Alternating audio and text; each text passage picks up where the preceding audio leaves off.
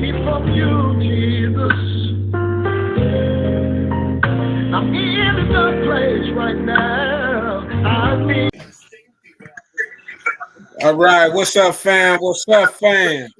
What's This going on? Ragsdale channel setting up on a Friday. We're gonna do a testimony Friday on y'all. I got my main man online, but before I hand the reins to him for him to talk to y'all, fam, y'all know we keep it real on the Ragsdale channel. And this young man here, I was just a couple of months ago. I was in the hospital room with him when the doctor said take him to hospice and let nature take his course, and basically gave up on my bro. But through the grace of God, y'all seeing a miracle tonight. And this is a young man that's been through hell and high water that I was blessed to meet while I was in college back in '94. And we call him Fat. And before I go on, the reason why we call him Fat, Pastor Sean Walker, get at me, boy. But me and Walks was in class, and Fat was always late. He was always late. So we walked in, and Pastor Walker had been on some of that sweet leaf, so he walked in class and fell asleep. I'm the only one woke in class. So all of a sudden, Fat walk in there about 30 minutes late. And Walks over there passed out. He woke up. He seen Fat. He seen Ronald sitting there. He said, "Hey, Fat." Boy, we bust out laughing. And we've been calling this man Fat ever since. Stay right across the street from the college. Yeah, right across the street from the school. Directly across the street. And yeah, he just took us in. We was all younger than him. He just took us in. He was our big bro, kept us straight, made sure we went to school every day, stayed in class and everything. So y'all, I got my bro, Ronald Leonard online. A lot of the church folks said he wouldn't make it this far, but he's still here. So Fat, I'm gonna hand the floor to you to talk to our audience. You know what I'm saying? We got a variety of people, variety of audiences, and that picture that I got up, y'all, that's our proof right there. That's me at his hospital bed. He was not conscious. He was in and out, and I was sitting there, and that day he even woke up that day and talked to me and joked on me and everything. But y'all, this is a story of this is a testimony, and this is something that's saying God is real. And y'all, we got to remember, you can't say who God favored. We so judgmental on people today, but you can't say who God favored. God give his favor to who he want. You can't say who God call or qualify. That's all up to God. So I'm gonna let my bro say, Fat, just holler at the people, man. How did this? I mean, where are you at now as far as your health? I'm in the rehab. I lost one of the legs in '88. I lost it a few years ago from the infections and all that coming back in the hospital stay. My left leg, I lost a few months ago. I had cut my foot, and when I went to the ER, the doctor said I had MRSA on my skin. So they had to cut about halfway through my calf, up to my calf, halfway. So both my legs is gone. They already made me some prosthetics, but I can't wear them now because the new cut off my left leg, it has a sore on it. I got to wait till the sore heals so I can put these prosthetics on and outrun everybody in town. He said outrun everybody in town.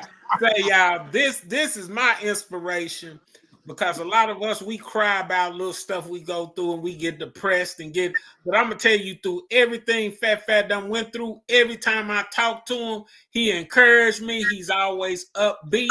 And this ought to be a lesson to some of you knuckleheads, some of you people that want to be depressed and want to be down and out. But Fat, tell them about y'all see that. Y'all see that. But y'all, Fat, tell them Yeah. you was also a kidney transplant patient, right? I have an H. Yes, I have an H. Yeah, I had a kidney transplant in 2003. And And it last how long did that kidney before it rejected? Because I remember I saw you because I was working at Baylor right. when I saw you and you said you was one of the first patients that didn't reject. Now, when I got the kidney, I got it in 2003, right when it happened to trigger, and it lasted to 2016, which it was cadaver kidney. I got it from a dead person, and they say Okay. those just usually last 5 years, and mine lasted 13 years. So they gave you a dead person's kidney A and it cadaver, lasted it's called cadaver. A a cadaver. cadaver. Okay. Okay. Yeah, 2003, I got a cadaver kidney, which only supposed to last 5 years, but mine lasted from 2003 to 2016. Okay. Where you from, Fat? I'm originally from Oklahoma City, Oklahoma. Okay. Okay. You raised in 2-parent home? No, it's from a single parent, but me and my dad was real cool. Okay. How many siblings you have, and where did you Uh, line up at?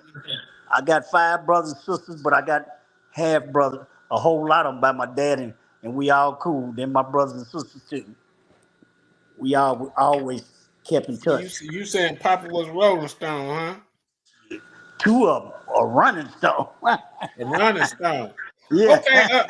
In your upbringing, I know you say you had a brother named Rick that ran fast, and tell us about your upbringing. What was your upbringing like as far as in the Okay. house? I know your sisters and all, but you got brothers Rick and Mike, and y'all was some real athletic dudes.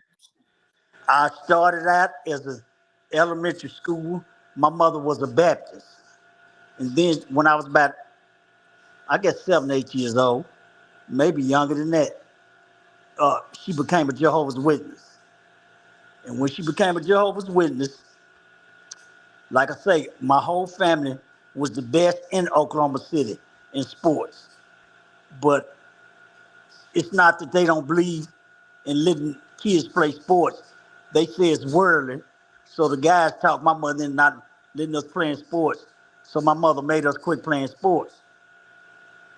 She made us quit playing sports. When my brother was in ninth grade, he was running 9.6s, 14 years old. And Nine that's your five. Rick. That's Yeah, Rick. Rick. Yeah, Rick was running 9.5s, 9.6s. Now my oldest brother, my half brother, he was he just passed a few years ago. He was 62, had a heart attack. I got another brother. I'm right now I'm residing in Dallas, Texas. I got another brother in Austin. Uh, him and Rick actually is the same age. His mother was pregnant, and my mother was pregnant at the same time, and we stayed on the same block. Papa Joe wasn't Wow. no joke. Papa Joe Wow. wasn't no joke. So do And my you mother think too. that, so with your dad being like that, do you think that affected you on the way you treated women or the way the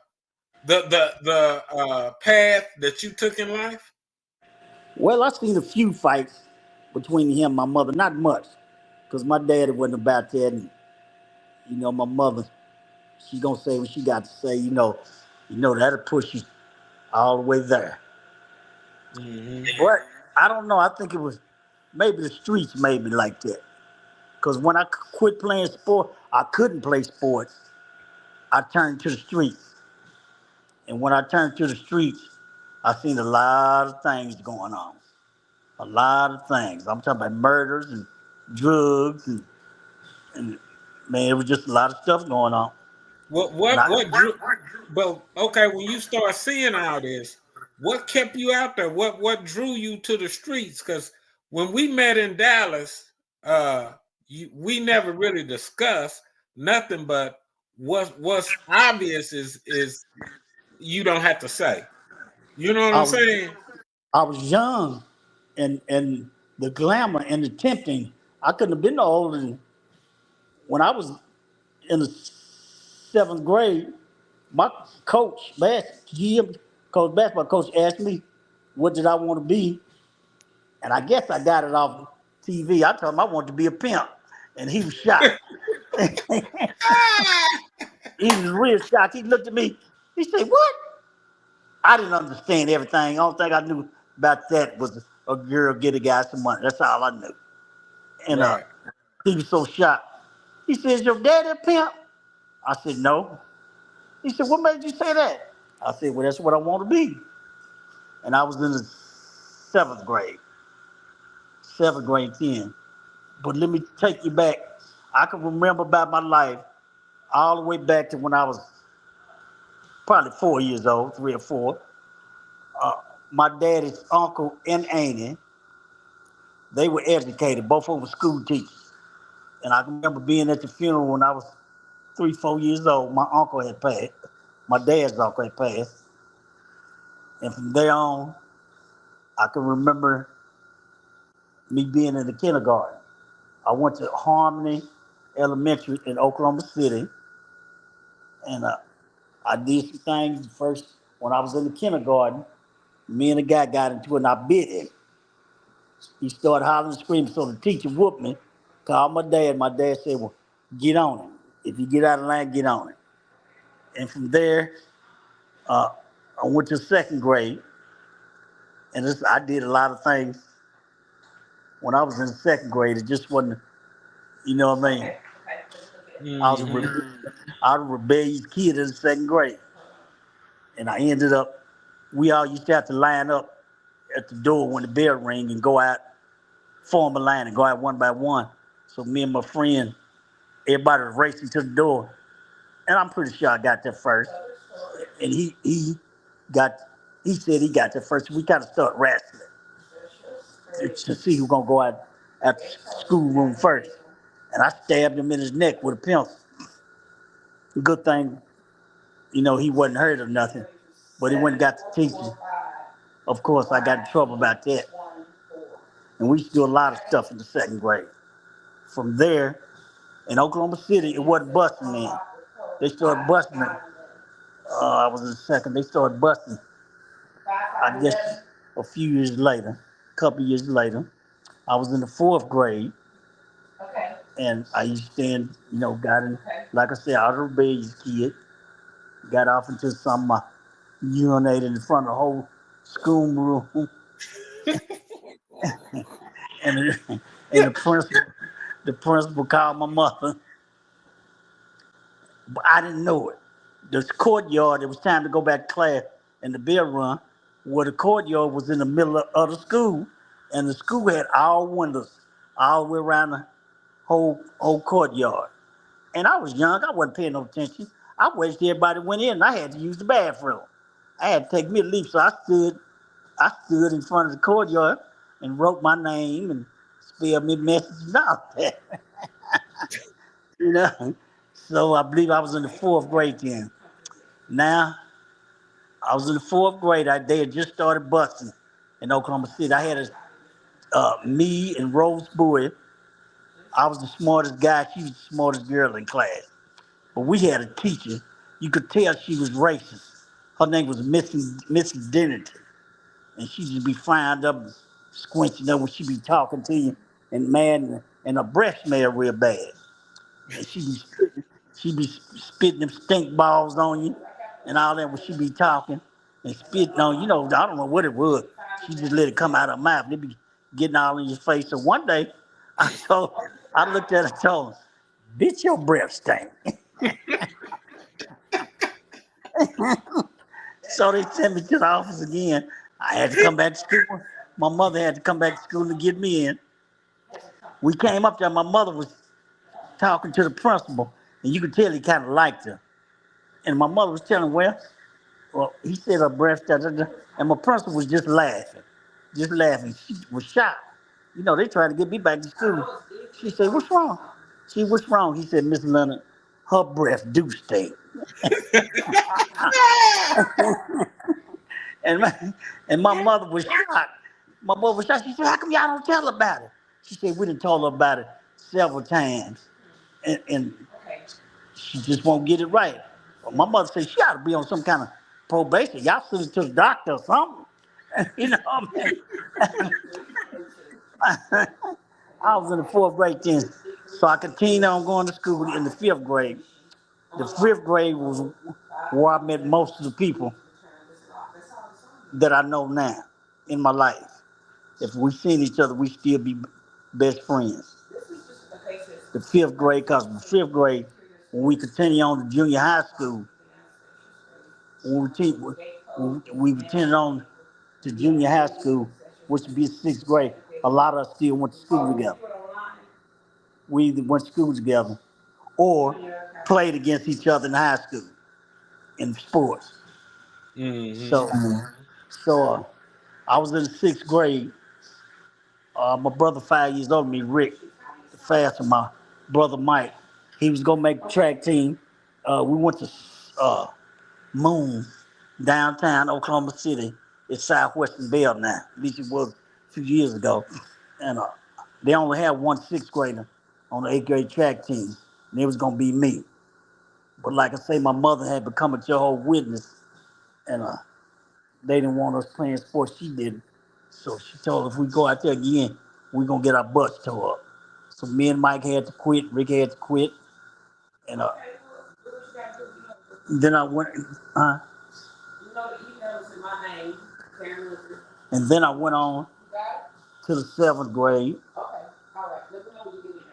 which was Moon, and they moved to a different place in Oklahoma City. Now it used to be Eastern, now it's Martin Luther King, and it's still Moon. It used to be Kennedy. It used to be a junior high school. That's where Rick went. It was Kennedy. Then they changed that to Moon. And I went there. Me and the fellows all the way from fifth grade, all of us went there. And that's where, I went through school rebellious, and I made it to the ninth grade. I went to the ninth grade and I was real good in sports and basketball and football. I was real good in sports. But yeah, I was, like I said, I was rebellious, and my mother wouldn't let me play because of the religion. But I went through the ninth grade, acting up, wasn't gonna do right, and I was 14 in the ninth grade. So I say back when I was 14 and I couldn't play sports, uh, I turned to the streets. Start stealing cars and burglaries. I did everything. Mm. Start stealing cars and burglary and robberies, whatever I could do to get some money. But my mother didn't know about it. I'd have been dead. I'd have been dead. So uh, from there, I really hit the streets. Started looking at drug dealers and pimps and the players and all of that. So I looked at the pimps, and they always be dressed nice and pretty cars, and they had people washing their car. I said, well, hell, that's what I want to be there. Hell, I can't play sports because sports was my number one that I wanted to be, play sports. All of us played good enough to at least get a scholarship in college, Right. but like I say, we couldn't play. Rick ran track, was real fast. Mike played football, and I played it all. I could play football, basketball, and track. Mm. So I guess when I got about 16, I was really full fledged in the streets. Full fledged in the streets. So So when I was how old was 16, you when you moved to Texas? I was 16. My sister had graduated from Douglas. That's when we went from me at Douglas High School on Martin Luther King now. It used to be Eastern, but it's Martin Luther King now on 10th and Martin Luther King. My sister Karen graduated from there. I'm a year behind her. So I think that's the first time I quit going to school. Hold up, So that's in Oklahoma City, right? right. So But in the you, ninth grade, so did you I went to North. graduate from there? I'm gonna tell you about that in a minute. I only went there 1 year. In the ninth grade, I uh, I went to Northwest Classic, and I made it through there, through the ninth grade. In the 10th grade, I went to old class. I didn't like it because there wasn't much going on, so I made it through there. In the 11th grade, that's when I went to Douglas. My sister was a senior. I was a junior. I was a junior. She graduated. As soon as she graduated from Oklahoma City to Douglas, she moved to Dallas, Texas, and been here ever since. So the first time I came to Dallas, Texas, I was 16. I was 16. And I've been back. I'm 61 now. I've been back and forth all my life. You know what I mean? So So I hold went up, back. you older than Karen though, right? Now Karen is a year older than me. Oh, okay. So She was a you senior. followed Karen to Texas. She was a senior. I was a junior. So I Okay. came back and I went back to school when I left Douglas. I went back to school and I ended up going to Metro. That's the school for bad kids.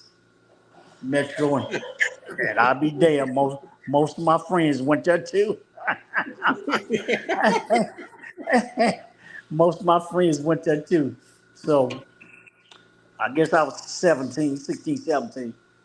And I left there. When I left there, I ended up getting in some trouble. Well, let me tell you, back when I thought I was about, I might have been 16. I thought I was 14, 15. I might have been 16. And me and my friend, no, I take that back. I was a junior, 16, 17. And me and my friend, his mother let us use her car to go out. When we went out, we found this white girl at the gas station. I'm sorry, at the bus station. And she had ran off from this cat from Kansas City, and she told us what she did. She was a working girl. So me and him took her out to the truck stop, and she made about three, four. We split it. We split the money. She made about $300-400 a piece. So she couldn't go home with him because he was staying with his mother. I had ran away from home, and I was staying with my cousin. I ran over my cousins for some stuff going going on at home. I ran over my cousin. Well, my cousin, if I was 15, and she was a hustler, so I went to stay with her. And she told me, "I don't care what you do, but you got to go to school. You got to go to school." So she was doing her thing, off in the drugs and all that. She was a hustler. I was there getting high and all that. She thought I was going to school. We supposed to be going to school, and a few of us, if I was in the 10th grade or 11th grade, a few of us used to act like we was going to school, and we either go steal a car. If we could steal a car, somebody would have one, and we go do our burglaries. We go do our burglaries, breaking people's houses. These same cats I grew up with, breaking people's houses. Mm, And mm, mm. so I made it through the 11th grade. My cousin thought I was going to school, but I wasn't. Sometime I went. Well, I made it through the 11th grade. When I made it through the 11th grade, I quit school, and I came. No, I didn't go back though. I came up here to Texas. So it was back and forth from Dallas, Texas to Oklahoma City, back and forth. So when I was 21, me, Rick, my two cousins, it was 2, 3 o'clock in the morning. My cousin had bought a pound of weed. He was getting ready to sell some joints. And we sit out on, instead of pulling in the driveway, my ex-wife stayed right across, Annie stayed right across the street from her. We could have pulled in her driveway or my driveway, my mother's house. We was sitting there rolling joints. My cousin had bought a pound of weed. All of a sudden, the lights come through the window. They told us, well, we only had to take 2 of y'all to jail. So they took me and my cousin, the one who brought the weed. They took us to jail, which my brother then came and got me. I was young. I was 16 years old. So from there, I ended up, like I said, it was back and forth from Dallas, Texas to Oklahoma City. I ended up going to jail in Dallas, Texas. I just showed my natural tail. In Already. Dallas, Texas. Hey, the stories I can tell you about things I did in Dallas. So from there, I got a taste of the game. When I was with the girl, I was green, didn't know nothing about it. Didn't know nothing about it. But from there, oh, it's been some work in. I done been cross country. I done been in New York and California and a lot of states I done went through, got me a little work in, Connecticut and all that. So I came back up here and I just got in all kind of mess. Didn't get caught at first. I got in all kind of mess in Dallas, Texas. I moved up here with my sister. Then my cousin who I moved with, she a guy killed my auntie and my cousin. He or her, my auntie and my cousin. It was her mother and sister. I used to stay with. She ended up moving up here. She ended up moving up here, so I was staying with her, and my family was up here. My mother and them, all they were just back and forth. You know what I mean? So I got into a little trouble, and I got into this working girl that I had. She was a thief. Used to get plenty of money and plenty of jewelry. I ain't never seen nothing like it. I said, damn, how did you do that? I used to sit back and watch her take rings and watches out people's fingers and necks. I seen her take wallets out of people's pockets and take how much money she wanted out there and stick it back in her pocket. And stick it back in their pocket. Stick it back in their pocket. I'm young now. She told me, whatever you do, anytime you hit a lick, don't take all the money, because they look in their wallet and see some money, they're gonna think they left it at home or something. But Right. if you take all the money and they stand there dealing with you, they gonna know you got it. She said, whatever you do, the only way you take all the money from a lick, you get away if you getting away from it. Right then. But if you're gonna stay out there on the cut, on the track, on the track, if you're gonna stay out there, don't take it out. And I learned that when I was young. I was in Oklahoma City. So I was, like I said, I was back and forth. So I ended up coming back to Dallas, Texas. And I got in some trouble. Uh, I got some trouble. Me and the same girl, the thief, working girl, it was her birthday in August. My birthday is August 10th. Hers is August 12th, I think. So I was going to take her out. And it was like December. And we stayed with a friend, a girlfriend, in Dallas, Texas. And at the time, they had a sale at this certain liquor store we used to go by. And they would sell the Crown Royal. When you buy, I think, a Crown Royal, a fifth at least, you had the glasses in there to come with it. Well, she wanted the glasses when we moved in our own place. She wanted the glasses because she not liked the glasses. Mm-hmm. So I was taking that. I was getting dressed. I had got dressed. I had on some purple snakeskin shoes, some purple slacks,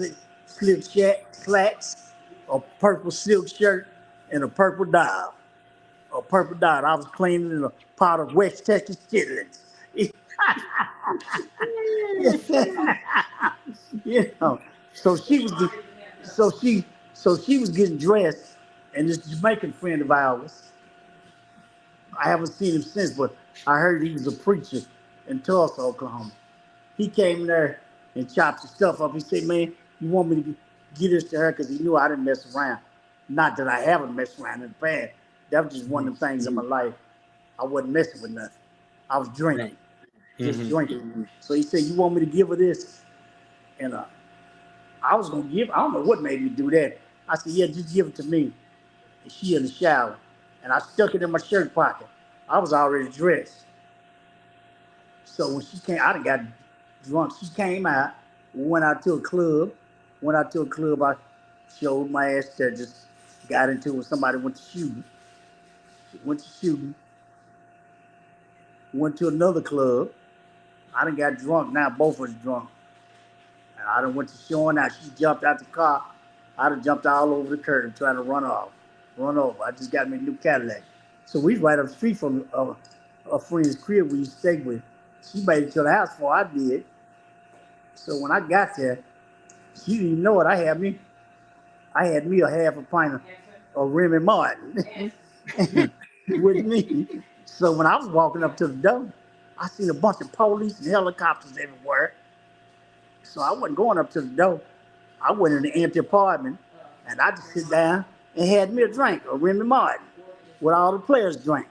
You know what I mean? So when I knocked that off, I said, well, it ought to be cool. I didn't even know if they were looking for me. It ought to be cool. They probably were looking for somebody else. It ought to be cool. So when I walked up to the patio door, I knocked on the door and she's looking at me crazy. She opened the blind. I said, open the door. What's wrong? I'm drunk. I forgot about what I did. She said, you acting a fool. I said, girl, I ain't finna do nothing to you. She said, I'm finna come in there and lay down. Oh, no, which I wasn't. I was drunk, but I was just gonna lay down. All of a sudden, I don't know if they was looking, like I say, the police might have going through those apartments looking for somebody because it was police cars and helicopters going everywhere. They walked past me. I was on the second floor. They shined lights on me. Come here for a second. They came up there, ran my ID through. I had a ticket. They used to take me to jail. They searched me.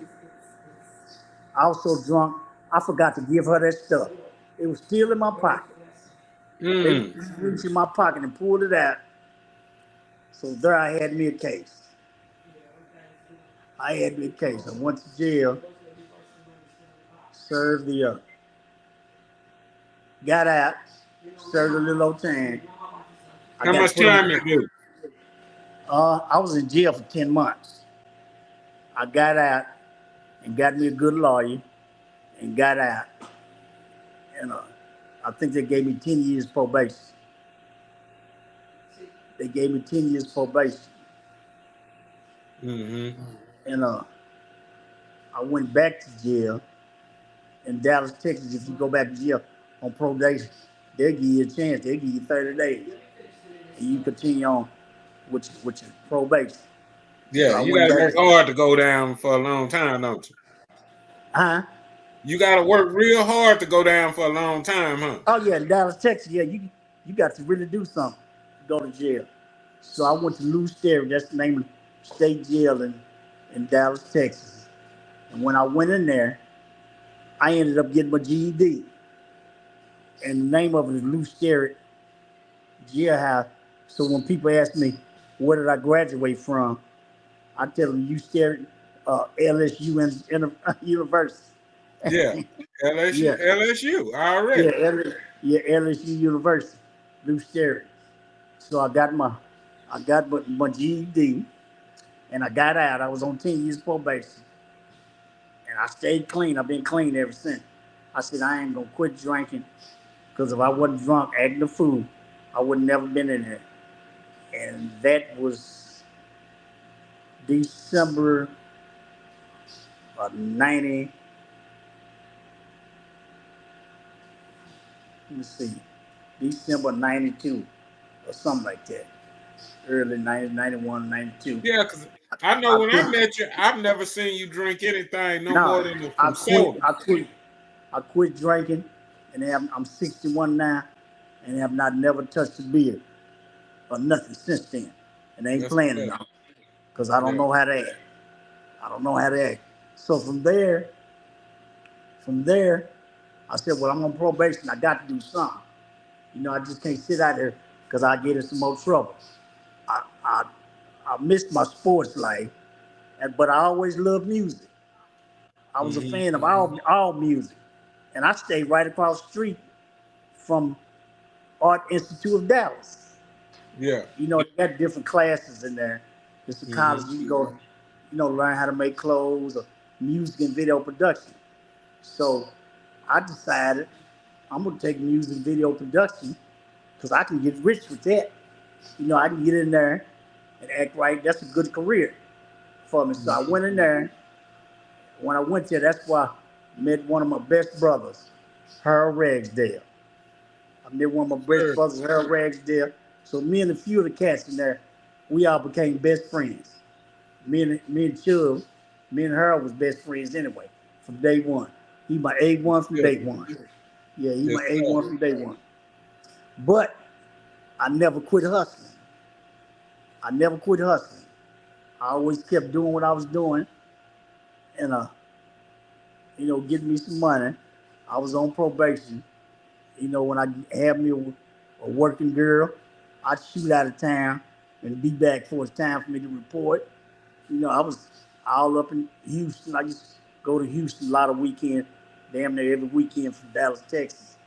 I've been, sometime I would drive to New York, leave from Dallas, Texas, and I would rent me a car and drive all the way up there. And sometimes it would snow. So when I had a working girl in Connecticut, she was on 2 weeks and off 2 weeks.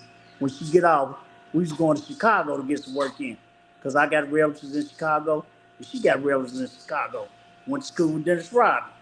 And so we had to drive 5 miles an hour through all those states with ice on the ground, snow on the ground.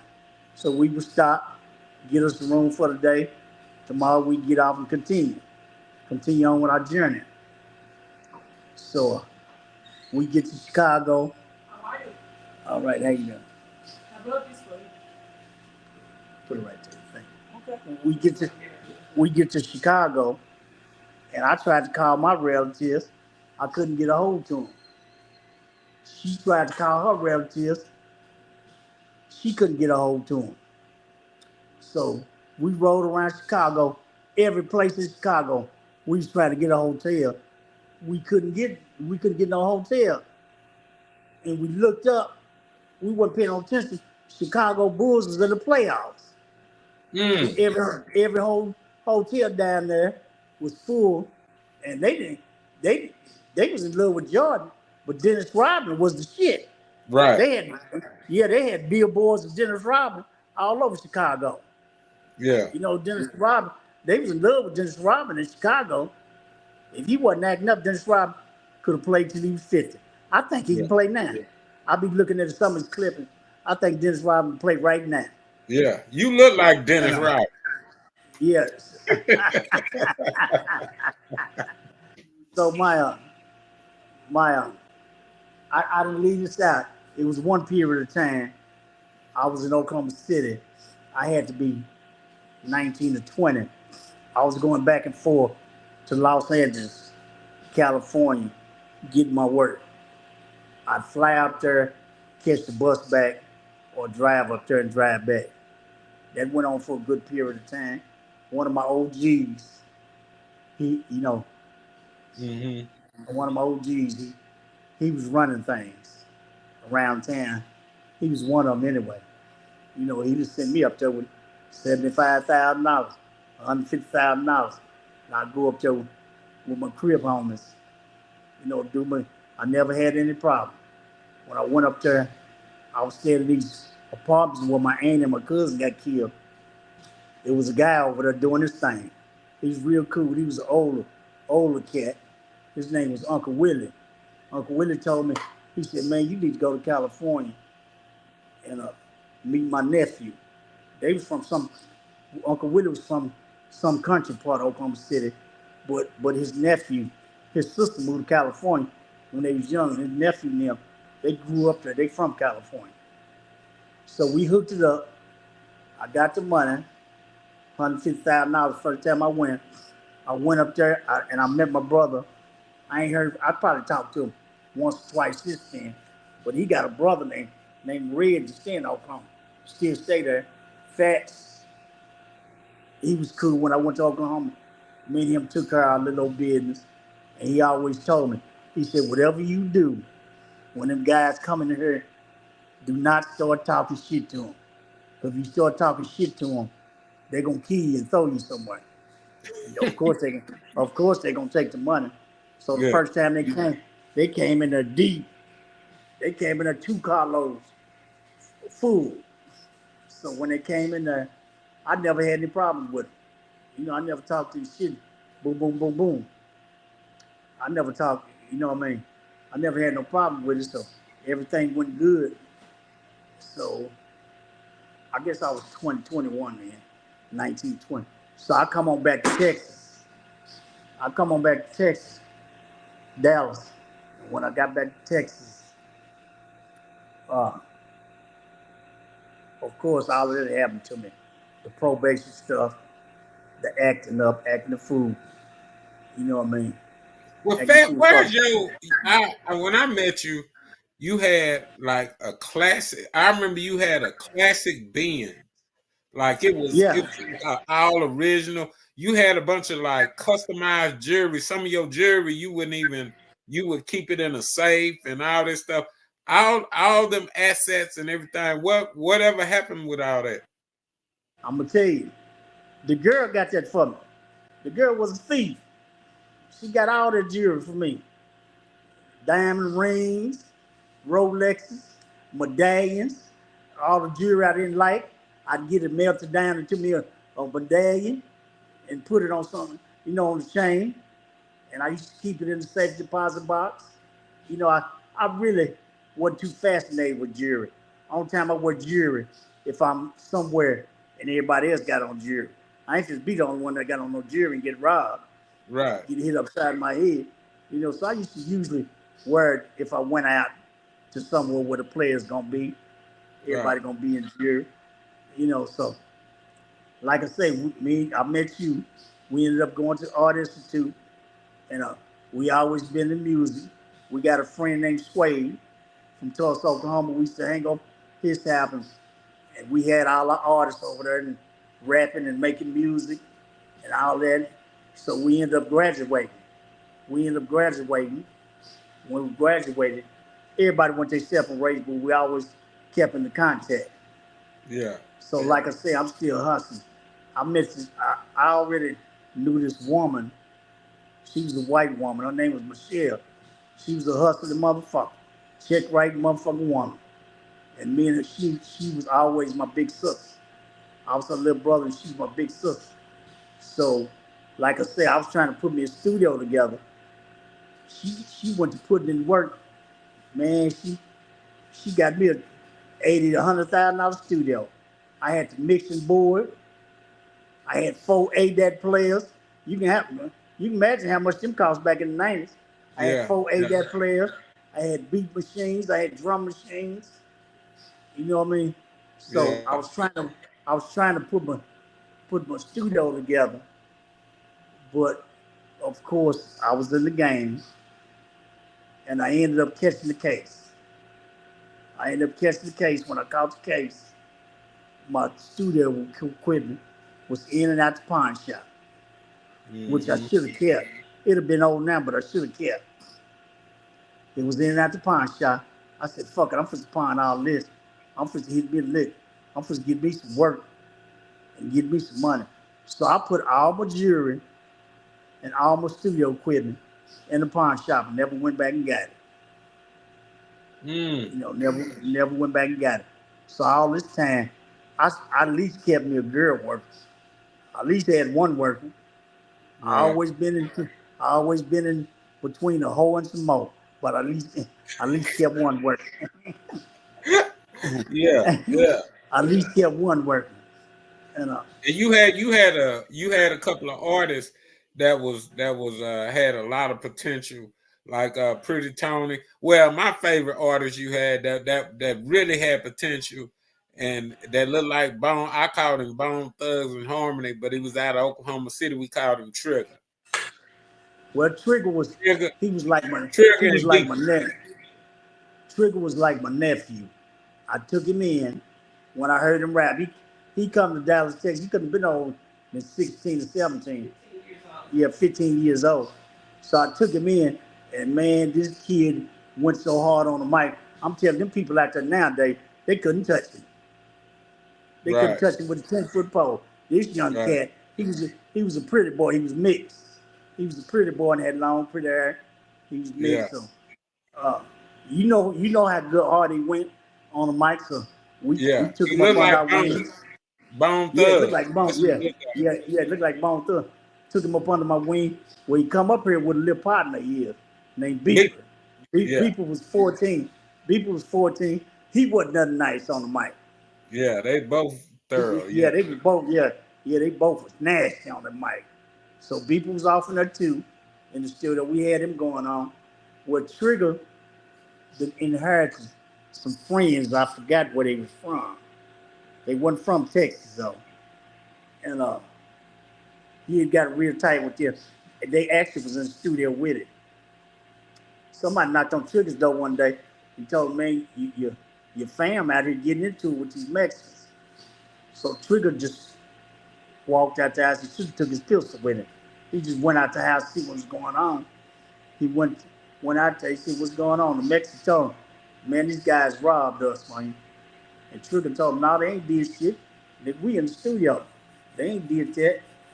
You know what I mean? They ain't did no shit like that. He said, well, I said, he said, we stay in the studio. We ain't got time for that. So Trigger got tired of the Mexicans talking. And Trigger ain't with that bullshit. He would handle this business when he was young. He's 27 now. He's 27 now. I Yeah. had him since he was 15. Mm-hmm. He took a cigarette and thumped in the Mexican's face. Thumped in the Mexican's face and turned around and walked off. And the Mexican shot him in the back of the head. The bullet buster didn't go all the way through. He took off running. He took off running down the street, and the Mexican just aimed and shot him again in the back of the head. So his name was Easy. His name was Easy. So he called. He said, "Man, I think your nephew just got shot, man."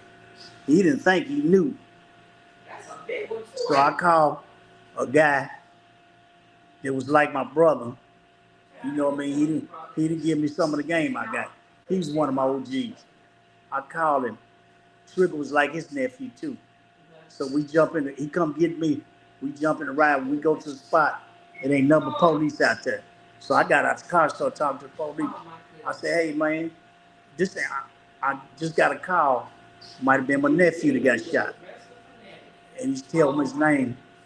He told me his name. His name was Leland Gray. Yeah. I said, "Well, is he all right?" He said, "Well, he's still living, but his brain matter over there on the ground. And that ain't good. That second shot got him." The police, he also told me, he said, "Man, I've been in police for 30 years. He said, the way he was running, he said, that guy just shot him, got lucky. He said, the way he was running, he said, man, we couldn't have hit him. He said, we was shooting at it. He said, we was shooting at it, we couldn't have hit him. So the guy got lucky. And shot him. So we went to the hospital. He was still living, but they had his head wrapped all up, his brain swole. My brother used to tickle his feet. He started moving. So his girlfriend, now, he always had him a working girl too. Mm-hmm. He already had him one that's working. Yeah. Actually, I come up with her after he had died, and me and her real best friends to the day. So I called her and told her, of course, they all went to hollering, screaming. They was working at the cat house. So a few of them left the cat house, come up to the hospital, Baylor Hospital in Dallas, Texas. So when they come up there,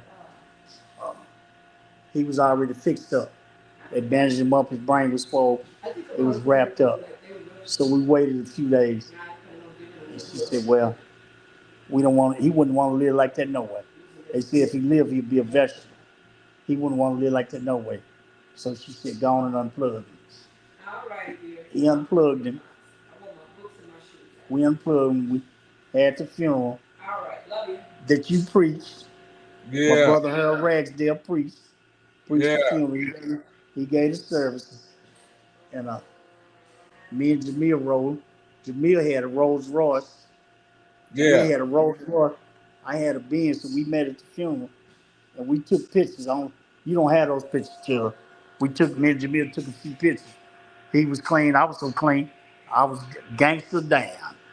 I had on, I had on, I had on some black slacks, a white shirt with a black tie to match my pants and my shoes.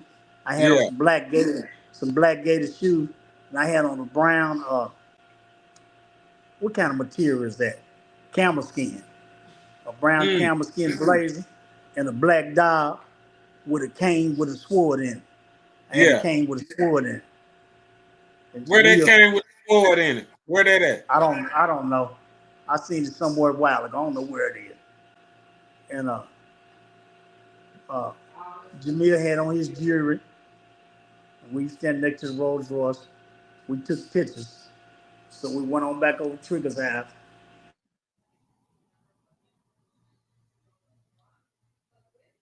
We done lost volume. How much I miss him. And he wrote me. Yeah. So Trigger ended up going to prison too. He got some trouble, went to prison. So he wrote me a letter. He said, "Man, I know I'm like your nephew." He said, "Man, I'm gonna tell you the truth." He said, "You've been like a father to me. You've been like Mm, a father. My dad's old." He said, "Man, you really been like a dad to me. I always looked out for him." That's one yeah. thing. That's one thing about me. I never been shysty with none of my homies. I never stole nothing from 'em, one red cent. I never stole nothing from 'em. I never took nothing from 'em. I never, did nothing to, stab them in the back. None of that. Right. None of that. My homie, I never did none of that. Facts. Facts. Worst I done did. If you couldn't handle the hoe and the hoe was acting up, I tell you, man, let me go and stick and I do something with her. You know Yeah. what I mean? So the niggas say, shit, go and take it. Which I done did the same. I done did Jamil. Say, man, this girl here don't know how to act. And I was on probation. You got more time with her. You might do something with her. Go see what you can do. So that's how it went. At that period of time. So I ended up selling all my equipment and my jewelry. So of course I went out there and got me a sack. A sack and started hustling, but kept on hustling. So I'm a Uh-oh. Uh-oh, y'all. We done went black. But y'all check it out. We done went black on this. Yo, I brought this brother on here because I want to show y'all the lifestyle, the results of lifestyles that you can live. Uh, and just him being here to this day, is so many lessons in it. And hopefully, we'll have to do a part two where it's a lot to this young man. I thank God. I thank God that the time I shared with him and the time that we had together, I could say this. He treated me a lot better than most of the church people, most church folk. Uh, he never put me in a cross where I was in trouble or where I could get in trouble. He always, if we was going to do a show, he would always be in a different vehicle, always different.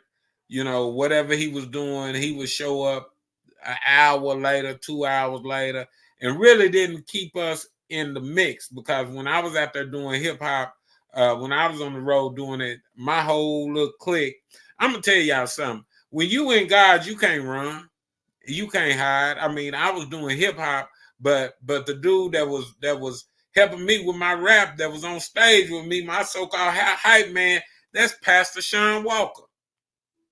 He a pastor now. He was a PK. Getting around us was like having praise and worship in the dressing room or something. But we was out there in them streets. But y'all, just seeing my man Fat, y'all, it's a testament that God is real. It's a testament that be not deceived. God is not to be mocked. Whatsoever man soweth, that he shall reap. it's a testament that it ain't over until God say so. And you young men out there that want to be this and want to be that, y'all take a good look at this. Take a good look at this. It's real. It's real in the field. It's real in the streets. This thing is nothing to play with. It's repercussions. There's a reaction to every action. And I'm gonna tell y'all mothers, don't give up on nobody. Don't give up on people. I'm just tell all of y'all, don't give up. We supposed to be saved and sanctified and filled with the Holy Ghost. You don't give up on nobody. You know what I'm saying? Because everybody gonna need somebody. So all you people that might be judging and looking at, well, judge yourself. Take a good look in the mirror. Look, it's Friday. I've been on here almost an hour. Fat is still in the hospital, still in rehab. Y'all seen everything about him. It's a lot more to the gentleman, but I don't like to bring up stuff. I let him talk the way he see fit. For because it's his testimony, it's his time to talk. But I just want to encourage y'all. Hope y'all got something out of it. And y'all be good and be blessed until the next. Deuces.